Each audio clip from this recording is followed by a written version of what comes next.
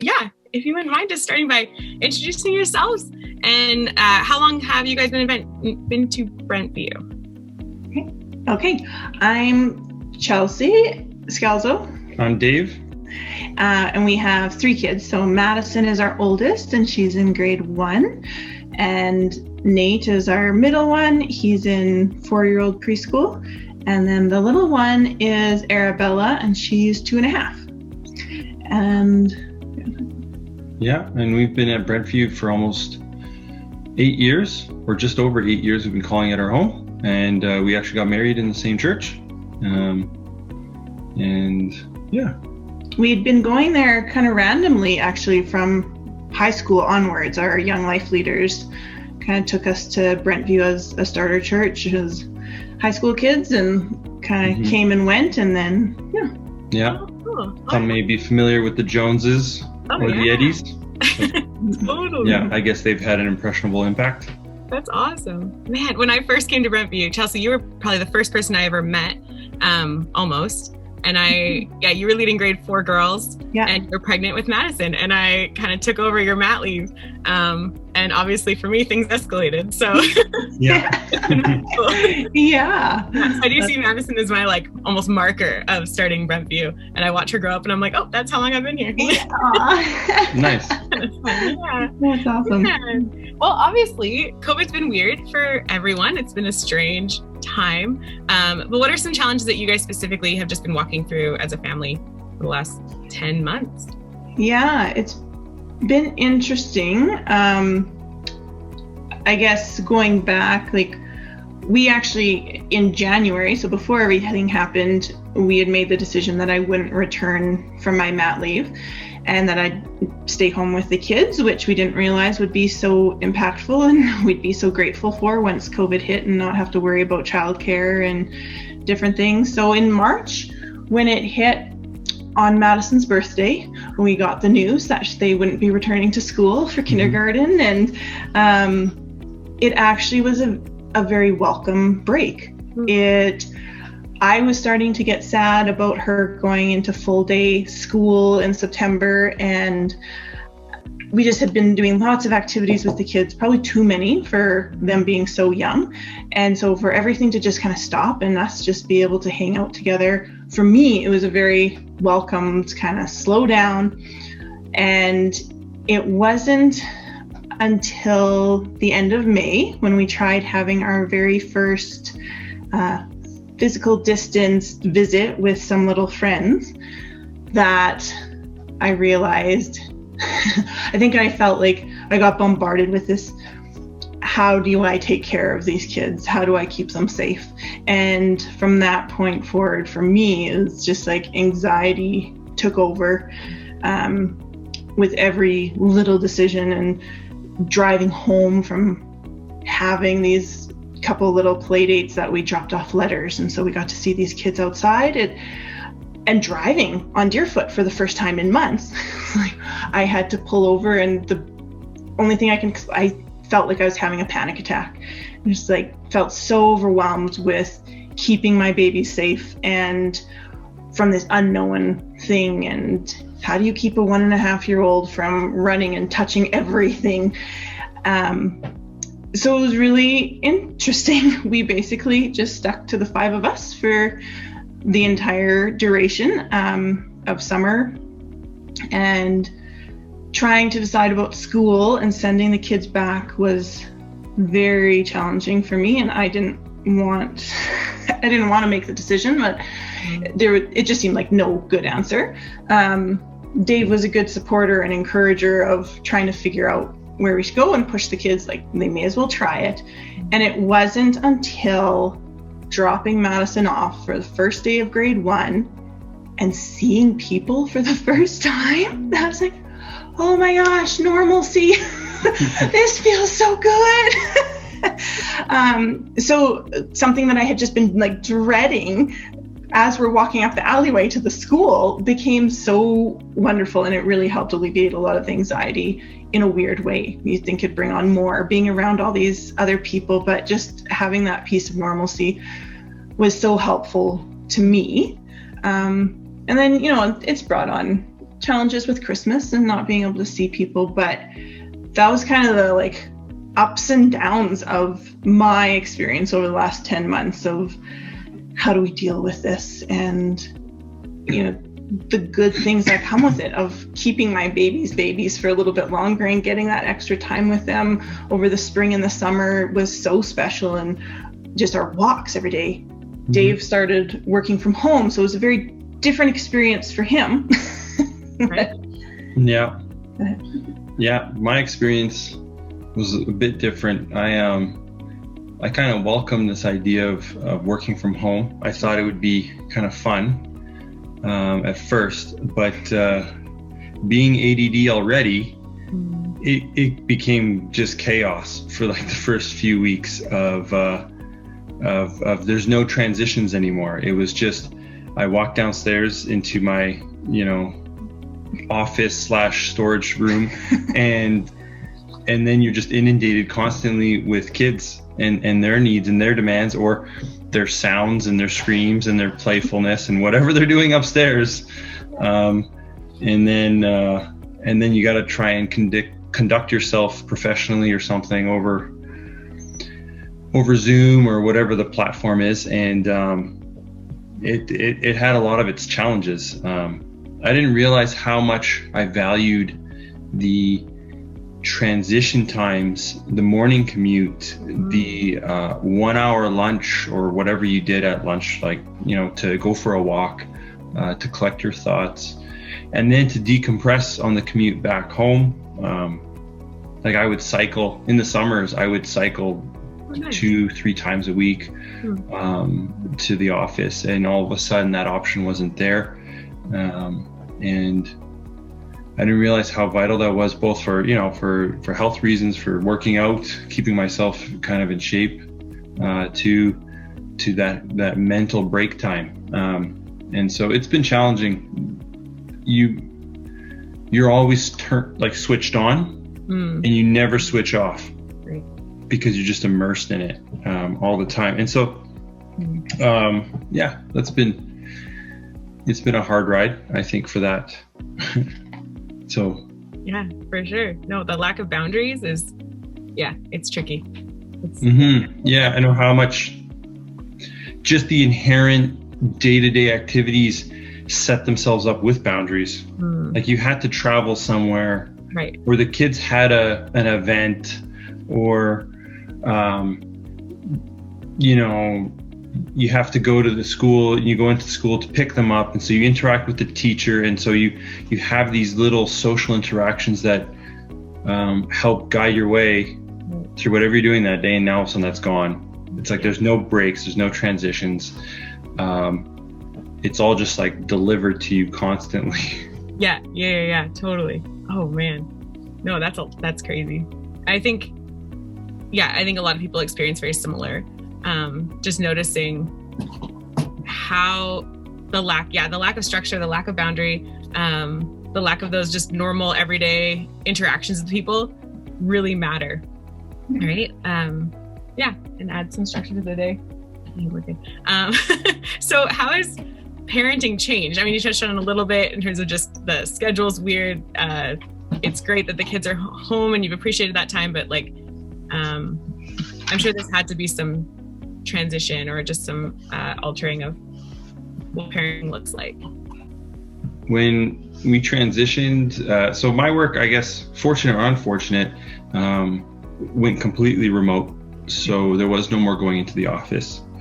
And we were basically locked out of downtown. So while I'm trying to work from home, Chelsea's becoming supermom and having to become the teacher, the entertainer, mom, and also the playmate for all 3 kids, or at least create the conditions that were kind of suitable, or for their learning needs or for their playtime needs or whatever their needs were. So it was challenging because there wasn't any other resource you could lean on. Madison's not in school, so there's not another teacher. to handle with Madison while Chelsea's hanging out with Arabella and helping her grow. So you lost all those supports, and then we go for walks with grandparents, but given that they're of the demographic that's most at risk, like, it's not the same. They're not coming over and hanging out with you for the afternoon and playing with one of the kids or any of that. So let's just say you're stretched until, basically from 5:30 till 8:30, you're at your max the whole time until the kids are asleep. And then you just repeat it. Yeah. I don't know. I felt it was wonderful and fun at the beginning, as I said, but then I also felt like during the last 10 months I learned how to yell. Yeah, Chelsea's not a yeller. She's not one to really raise her voice, and she found it in the last 10 months. Yeah, sadly. I also had the realization 3 days after Madison had gone into grade 1 in September. I came home on the Friday night and I said to Dave, I realized I depend so much on Madison to entertain those other two kids. Like, the whole week long we couldn't do anything because Nate and Mom. I was like, oh my gosh, where's your sister to go entertain you? Just getting new routines, I guess, and really figuring out, how do we actually clean the house when you're not at Grandma and Grandpa's for one afternoon a week, and how do we keep this livable? Funny things like that, right? And I think our standards have changed, which the one good thing about COVID is nobody's popping over to say hi. So I'm like, well, you know what? If my laundry's still on the couch needing to be folded, then that's what it is. But yeah, it definitely has brought on digging even deeper for patience with the kids. And Nate, I think especially out of the kids, really had a hard time when COVID hit. He lost all of his one-on-one time with me that he was getting every second day before that, and that was really hard for him. And so his behavior, he kind of acted out. Temper tantrums were at an extreme, and it got to the point where I feel like Dave was very conflicted. He's working at home trying to prove that he can be effective at home with his company, but being at home and having the kids everywhere and them not really understanding, it's like, well, Daddy, you're home, come play with me, and pulling at him. And after a few weeks, I had to say to Dave, like, you can't come up when they're having temper tantrums. You can come up and get your coffee when things are happy and fine, but it almost seemed like, the negative attention was driving Nate's temper tantrums. And so Dave would come up to talk to him. Every time he'd hear him screaming and yelling, it's like, we need to stop this. And he got better when he realized, like, okay, I don't get one-on-one time for my bad behavior. But yeah, parenting changed, just like finding those little tips and tricks to kind of get us through being just the five of us. Right. And then you were saying like your kids are quite young, but they're very bright and very observant. And like, has there been an element of just having to walk them through all the changes and fear or things like that? Yeah, well, even so in March, when things started, we did a lot of the educational videos about what COVID was and how important it was to keep distance. Nate became very strict with everyone. He stop, you can't come any closer. And he was very aware of the 6 feet. Okay. It made me very sad. Our 18-month-old at the time, would run towards Grandma and Grandpa and she would know to stop. She learned how to give her air hugs. I was like, that is something that a baby should not have to learn. So that was really challenging. They were, some of the neighbors too. One neighbor went by and was like trying to give Nate a high five for doing a good job, and he just stood and stared at her. And I was like, he knows he's not allowed to touch people. She's like, oh, wow, you have your kids trained better than we have our older ones. I was like, oh, I don't know if this is a good thing or not. Like, yeah.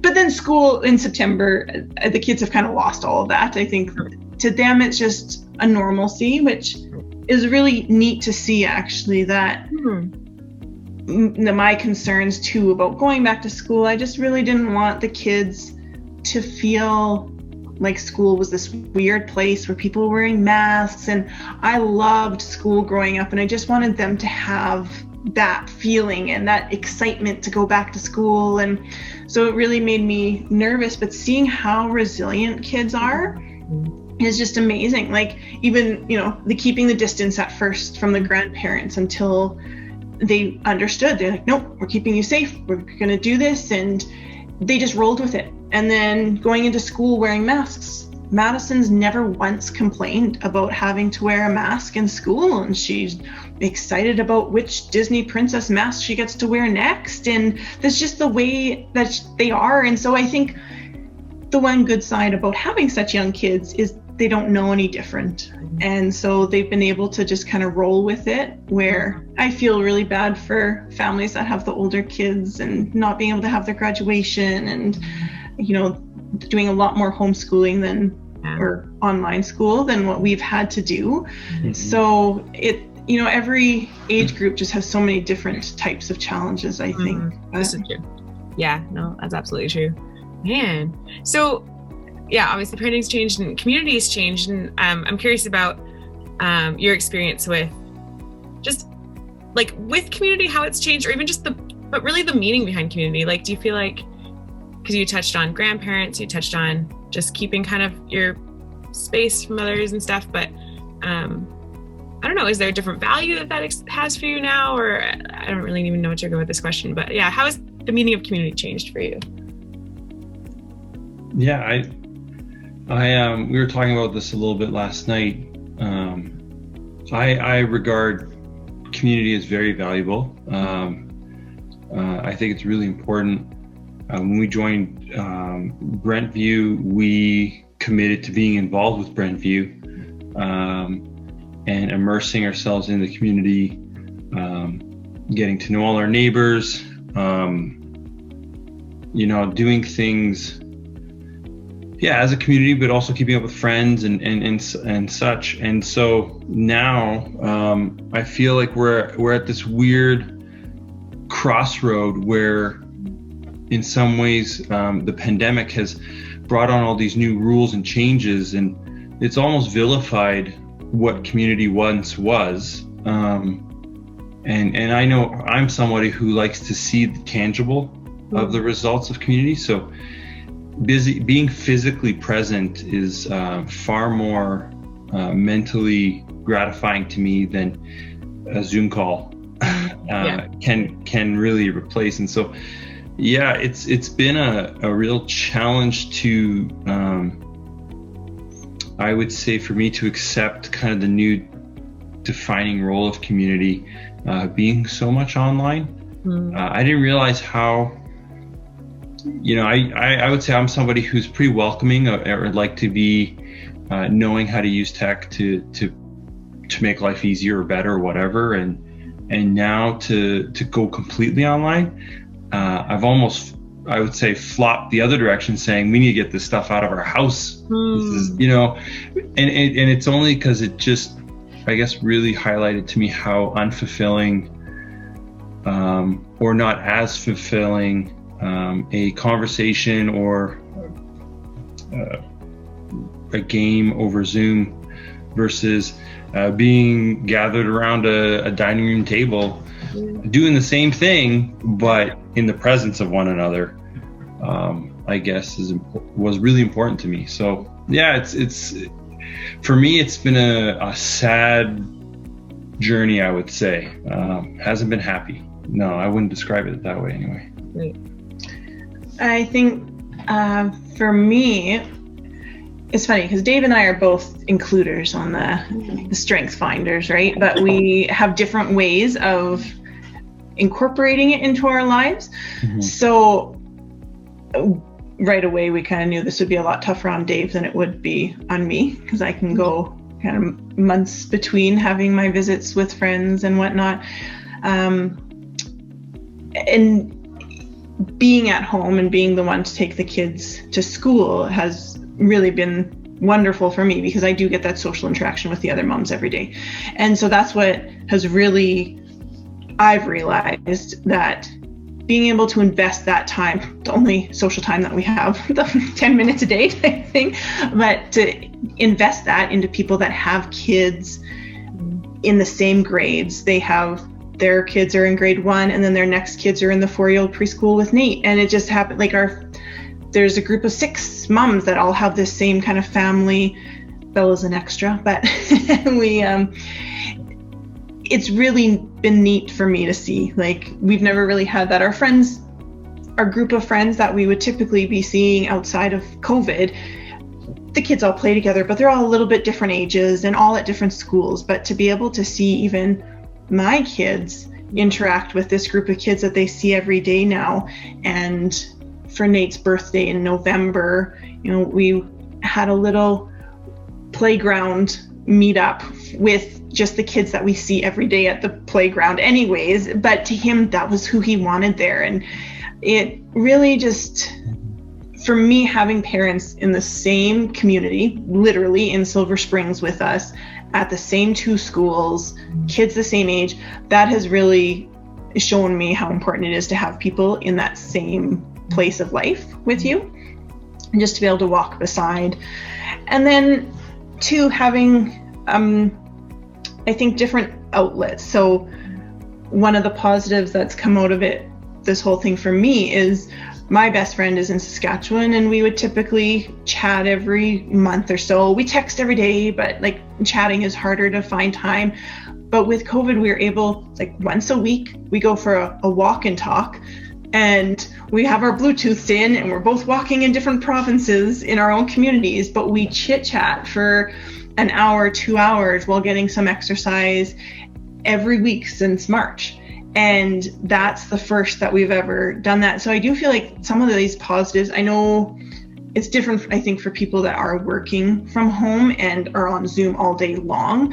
But the technology that is available to us, I have found so exciting and fulfilling. I'm like, oh, I get to talk to my best friend and every week, and this is amazing. And that group of moms, we did a Christmas party over Zoom, and just finding different ways to get connected with people. And like I had said, like going back to school was such a big mental hurdle for me, and then getting to the other side of it, just having that normalcy was so huge. So being able to really see, oh, people are important.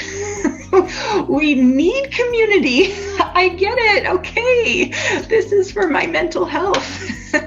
So our perspectives have changed. It's so funny. I'm probably similar to you, Chelsea, in that I'm okay without people for like a while. I'm fine. And then eventually I'm like, oh yeah, I miss that person.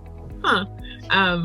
But there's a lack, like there's a gap in life, right? When you don't see people for a while, especially for me, it's not seeing the kids, right? Like it's this gap. So that's really cool. And I love that you have that like crew of moms that are kind of walking through this together. I think that's really special. That feels like a gift. Yes, absolutely. Yeah, that's awesome. Man. Well, when Jesus kind of was walking through and encountered people and people were in need, and they would like call out to him, you would often answer with, what do you want me to do for you? So I'm just curious to know, just in this season of weird and lack of people and technology and all these changes, like what is a prayer that you guys are just asking of the Lord right now? Yeah,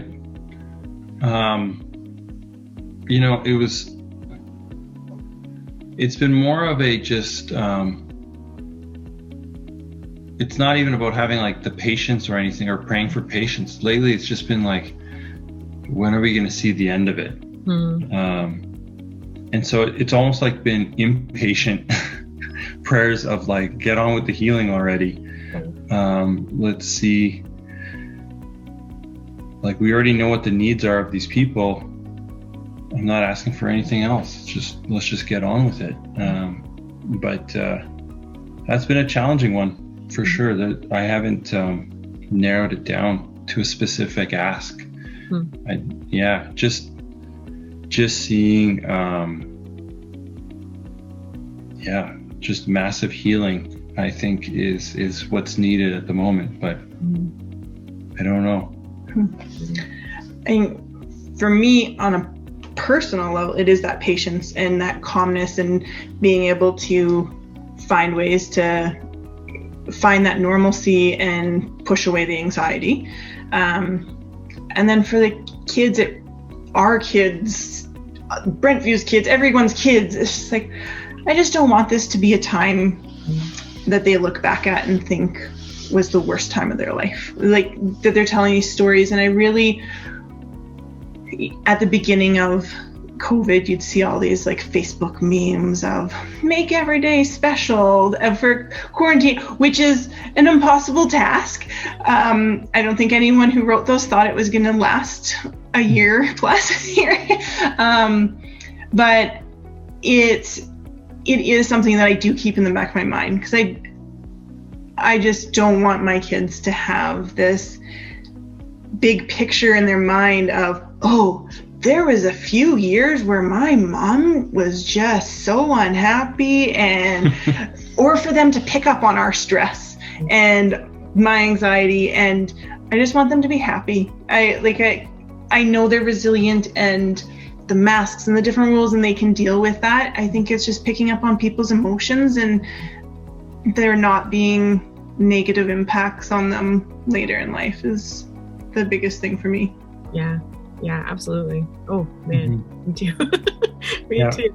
Man, it'd be neat if there was this, I'm looking forward to a reunion. You know what I mean? Like almost a heavenly celebration of coming together again. But I want joyful stories, right? Of time with mom, or like all these, what could be a really powerful time. So I echo that prayer too. Not a time of anger or anxiety or all those things, but yeah, we can trust God with that. That's really good. Man, thank you so much, you guys.